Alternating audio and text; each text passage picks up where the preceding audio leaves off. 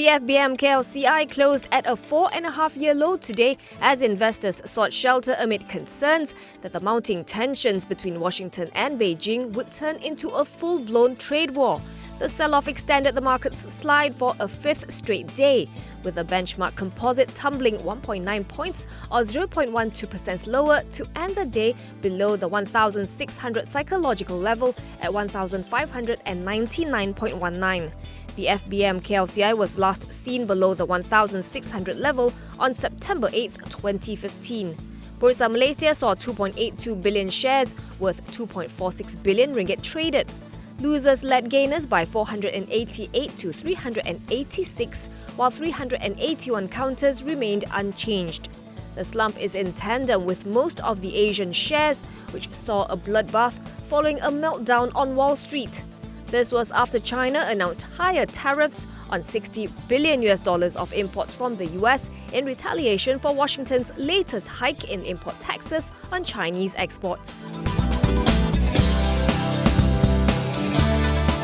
AirAsia and AirAsia X are taking legal action against the Malaysian Aviation Commission to challenge its refusal to decide on the disputes between the carriers and Malaysia Airports. The low-cost airlines have filed a judicial review in an attempt to compel Mavcom to adjudicate, arguing that the Commission has a statutory duty to decide on the disputes since mediation between the two parties have failed or is deemed to have failed based on sections 74 to 78 of the Mavcom Act. AirAsia, AirAsia X and MAHB's wholly owned subsidiary Malaysia Airports Sepang have been at odds over uncollected passenger service charges. Malaysia Airports Sepang has filed several court actions, including defamation suits against the AirAsia Group's top executives, demanding that the airlines pay the arrears. However, AirAsia and AirAsia X have refused to collect the increased charges from passengers, maintaining that it is unjustified due to the allegedly poorer levels of service at KLIA 2. Both airlines have applied to strike out the suits and made a claim of 480 million ringgit for damages incurred at the airport. PM Tun Dr. Mahathir Mohamad says candidates who will hold leadership positions in GLCs and authorities will be vetted first by the MACC as Putrajaya seeks to intensify its fight against graft. These candidates will also have to go through the insolvency department and declare if they are involved in any other companies. They must also reveal if their family members are either serving in or participating in procurements involving GLCs. Their education and qualifications must also be verified. Meanwhile, all federal lawmakers, be they from the cabinet or the opposition, will be required to declare their assets to the MACC.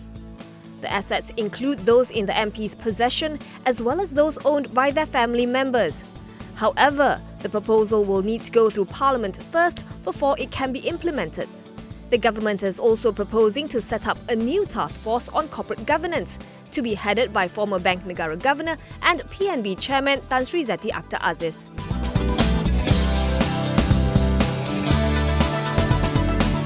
Utility giant Tenaga Nasional Berhad has earmarked a capital expenditure of 9 billion ringgit to 9.5 billion ringgit for the current financial year ending December 31st, 2019. The sum is lower compared with last year's capex of 12 billion ringgit.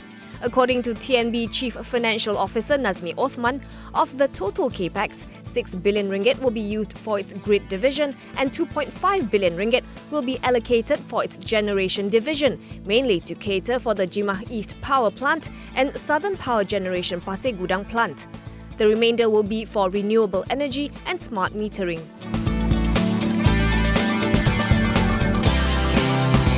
Jax Resources is looking to acquire a solar power project in Vietnam from Hanoi-based construction outfit Likoji 13 for an undisclosed price. The two companies have inked an MOU for the deal as well as for future joint ventures for other solar and wind energy projects. In a filing to Bursa Malaysia, Jax Resources said the Lik Quang Tri solar power project is located in Vietnam's central province of Quang Tri. The plant will come into operation by June 2019. It has a total capacity of 49.5 megawatts and average generation of 67.96 megawatts per year. The power purchase agreement for the plant was executed on October 23, 2018. This project has a lifetime of 50 years. According to JAX Resources, the plant is completed and awaiting connection to the national grid. The MOU will lapse if a sale and purchase agreement is not entered into between both parties on or before June 30, 2019, or such later date as mutually agreed.